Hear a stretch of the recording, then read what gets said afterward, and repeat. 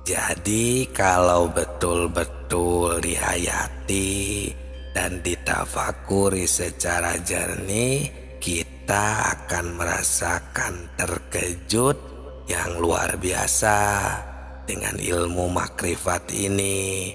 Karena ini ilmu makrifatullah, ilmu tingkat tinggi yang akan menggugah hati kita. Ini kami menemukan salah satu ayat di dalam Al-Quran, ada di surat ke-7 ayat 172, berbunyi, ingatlah ketika Tuhanmu mengeluarkan anak Adam dari sulbi. Mereka mengambil kesaksian terhadap jiwa mereka. Seraya Tuhan berfirman, bukankah aku ini Tuhanmu? Mereka menjawab, ya betul, kami menjadi saksi. Syahidna, kami bersaksi supaya kamu nanti pada hari kiamat tidak mengatakan sesungguhnya kami orang yang lalai.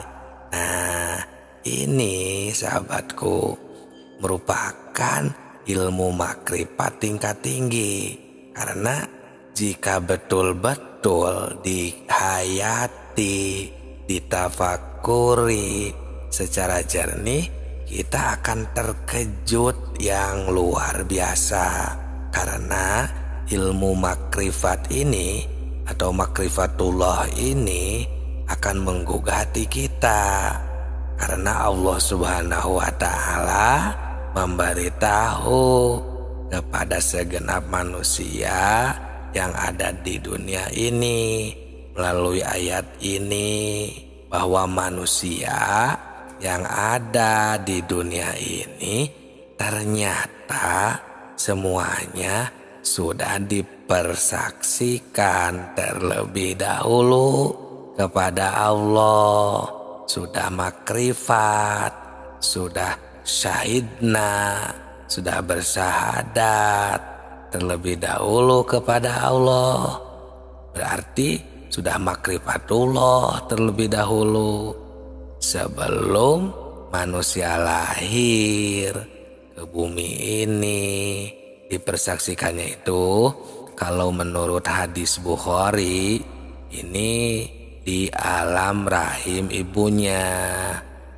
Ini ada di hadis Bukhari tentang bab kejadian makhluk halaman 733 ayat 9. Di sana Rasulullah Shallallahu Alaihi Wasallam telah menerangkan dipersaksikannya itu di alam arwah di waktu kandungan berumur 4 bulan di dalam kandungan ibunya.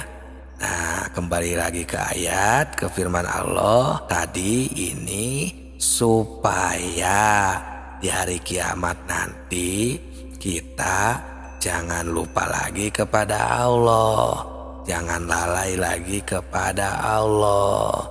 Kenapa? Karena dulu ternyata kita ini sudah makrifat, sudah tahu kepada Allah.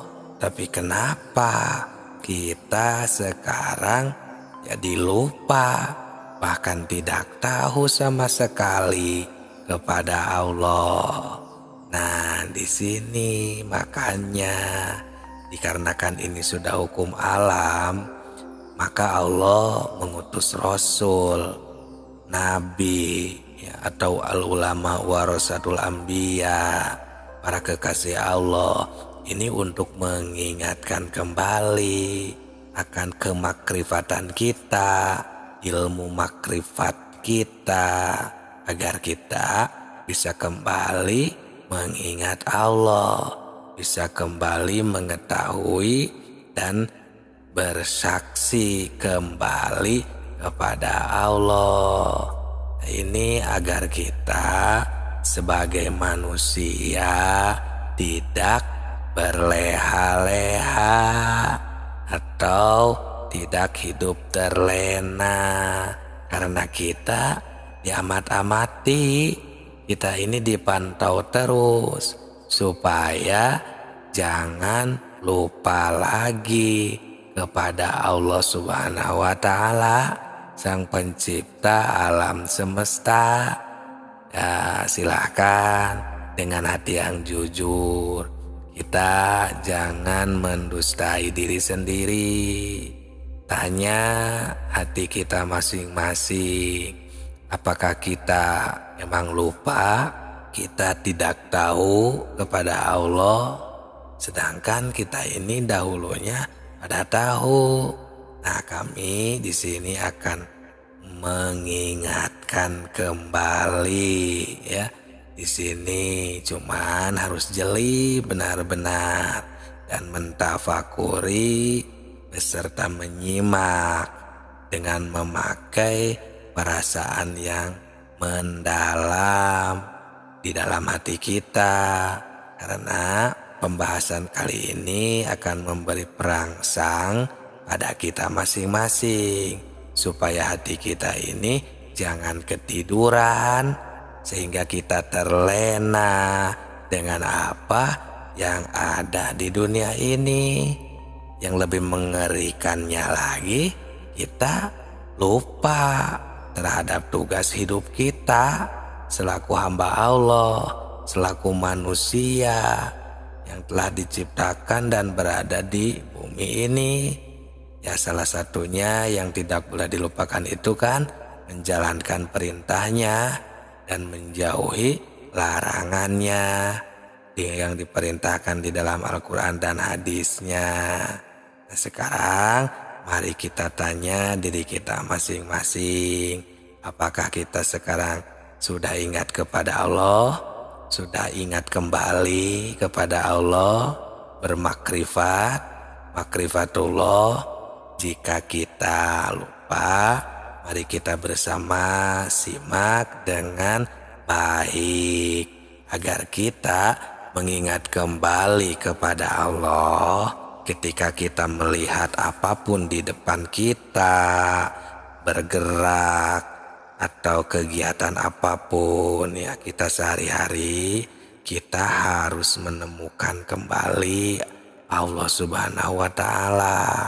Ada di mana-mana, di dalam apapun, muhitun, akbar, dan maha suci. Contoh seperti kita sedang memakan cabai, contohnya ya, cabai yang pedas gitu ya. Nah, kita harus menemukan Allah Subhanahu wa Ta'ala, mengingat kembali bahwa ada Allah yang sedang memberikan pedas terhadap cabai. Nah, kalau kita sedang lupa atau kita tidak makrifat kepada Allah, biasanya itu akan terlena dengan pedasnya cabai. Tidak tahu, lupa ada Allah padahal di sana yang sedang memberikan pedas, menakdirkan pedas terhadap cabai. Nah, ini tinggal kita aplikasikan, umpamakan kepada kegiatan kita yang lainnya. Contohnya seperti itu. Karena cabai tidak bisa membuat pedas, pedas tidak bisa menciptakan cabai. Tapi Allah yang menciptakan cabai dan Allah yang menghendaki pedas terhadap cabai. Timbul ya qadir, Zat yang menakdirkan. Qadir itu kan talajumnya atau identiknya dengan kudrot, sifat ma'ani yang tidak akan berpisah dengan zatnya.